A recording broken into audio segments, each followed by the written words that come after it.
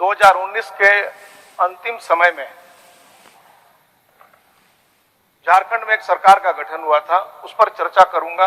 आज मैं कल राज्यपाल महोदय के द्वारा सदन में जो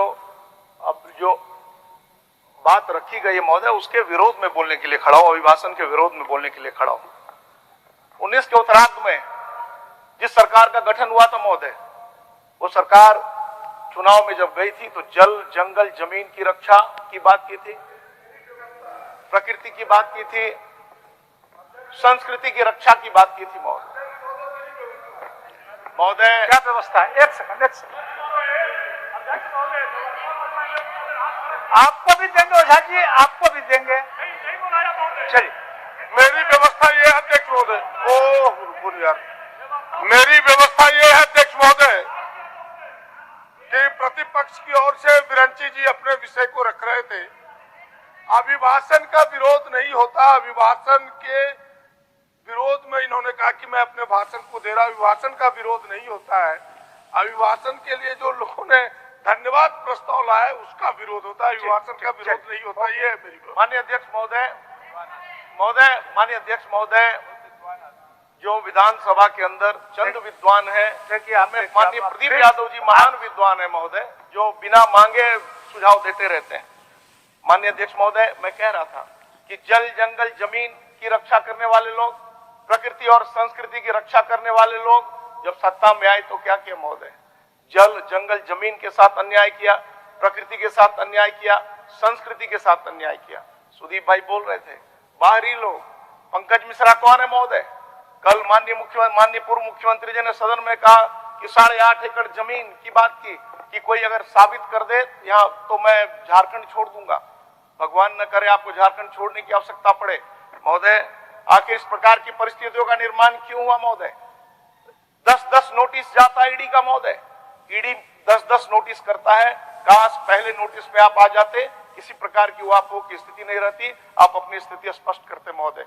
महोदय, साफ कहना चाहता हूं, ये सरकार, इस सरकार ने जिस तरह से झारखंड को लूटा है महोदय, और सीधे ये यही समझते हैं कि यहाँ के जो आदिवासी हैं वो बुद्धू हैं, बेवकूफ हैं यहाँ के आदिवासी, लेकिन यहाँ के आदिवासी, यहाँ के मूलवासी बेवकूफ नहीं है महोदय।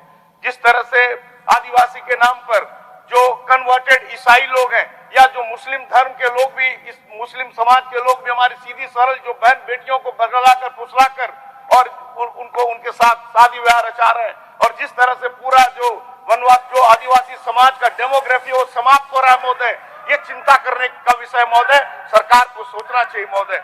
महोदय, पिछले दिनों जिस तरीके से महोदय, पिछले दिनों इसके बाद आपका है, पिछले दिनों जिस तरीके से मोराबादी मैदान में बड़ी संख्या में आदिवासी समाज के लोग, ओरिजिनल आदिवासी समाज के लोग, आदिवासी कौन है महोदय? आदिवासी प्रकृति पूजक है महोदय। वो सूर्य की उपासना करते हैं महोदय, वो प्रकृति की, जमीन की पूजा करते हैं महोदय।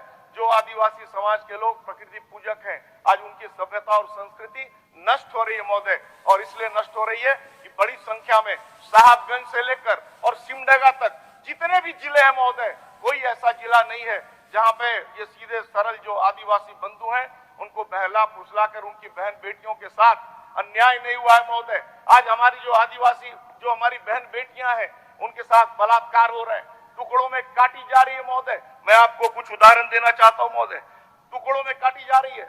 ये सरकार ने विधि व्यवस्था की बात की थी महोदय, विधि व्यवस्था पूरी तरह से कानून का मजाक बनकर रह गया महोदय। आखिर ईडी को इंटरवेन करने की आवश्यकता क्यों पड़ी? जब राज्य सरकार का सिस्टम फेल हो जाएगा, जब एफआईआर राज्य सरकार दर्ज नहीं करेगा, तो ये मोदी जी का शासन है महोदय। ये लोग कहते हैं, ये लोग सोचते हैं कि खा भी लेंगे और डकार भी जाएंगे महोदय। प्रधानमंत्री मोदी जी ने साफ कहा है, न खाऊंगा न खाने दूंगा, और जबरन यदि कोई घोटाला करके, भ्रष्टाचार करके खाना चाहेगा तो गले में उंगली डालकर और निकालने का भी काम करूंगा, और यही उसका प्रमाण है महोदय। मैं आपको बताना चाहता हूं कैसे कानून का मजाक ये सरकार कर रही है महोदय। इनके दलाल प्रेम प्रकाश वो AK-47 पकड़ाता है, नो एफआईआर महोदय। पूजा सिंघल IAS ऑफिसर है महोदय, पकड़ाई, ईडी ने केस मुकदमा दर्ज कराया, राज्य सरकार ने कोई एफआईआर नहीं कराया महोदय, नो एफआईआर महोदय। रामनिवास जो यादव डीसी साहबगंज के हैं, उनके यहाँ नगद पकड़ाता है 8 लाख रुपया, गोलियां पकड़ाती है, नो एफआईआर। खनन घोटाला में, कोयला घोटाला में, कोयला चोरी में, पत्थर चोरी में, जितने भी प्रकार के बालू चोरी में जितने भी जो मुकदमे चल रहे हैं महोदय, वो ईडी के चलते चल रहे हैं। राज्य सरकार की इसमें कोई भूमिका नहीं महोदय। इसलिए महोदय एक तस्वीर आज देखा हम लोगों ने सोशल मीडिया पर महोदय, क्या जो लोग कोयले जो गरीब लोग कोयले की ढुलाई करते हैं, लोग उन्हें कहते हैं कि ये कोयले की चोरी कर रहे हैं महोदय। राहुल गांधी जी ने आकर और साइकिल में जिस तरह से कोयले की ढुलाई को, कोयले की चोरी को जिसने बढ़ावा देने का काम किया कि सरकार ये हिम्मत रखती है, माननीय चंपई सोरेन जी की सरकार, कि राहुल गांधी के खिलाफ मुकदमा दर्ज करे महोदय। बहुत सारी बात है महोदय, जो बेरोजगारों की स्थिति है, जो नौजवानों की स्थिति है महोदय। अभी पिछले दिनों जिस तरह से जो नियुक्तियां निकाली, एक तो 4 साल तक नियुक्तियां नहीं निकाली, और 4 साल के बाद जो नियुक्तियां निकली भी महोदय, उसमें पेपर लीक हो गए महोदय। तो पेपर लीक हो गए, कल माननीय मुख्यमंत्री ने कहा कि कार्रवाई करूंगा। मुख्यमंत्री जी, माननीय मुख्यमंत्री जी से कहना चाहता हूं कि दूध की रखवाली यदि बिल्ली को देंगे तो महोदय दूध का भगवान ही मालिक है। मुख्यमंत्री जी में हिम्मत है तो इस मामले की सीबीआई जांच कराए महोदय। दूध का दूध और पानी का पानी हो जाएगा कि कितने बड़े बड़े लोग इसमें इन्वॉल्व है महोदय। 20-20 लाख, 25-25 लाख रुपए में क्वेश्चन पेपर हाट और बाजार की तरफ बिकने का काम किया महोदय। बहुत सारी बातें कहने को है, लेकिन हमारे पीछे 2 और वक्ता का नाम हमारे नेता विपक्ष जी ने कहा है।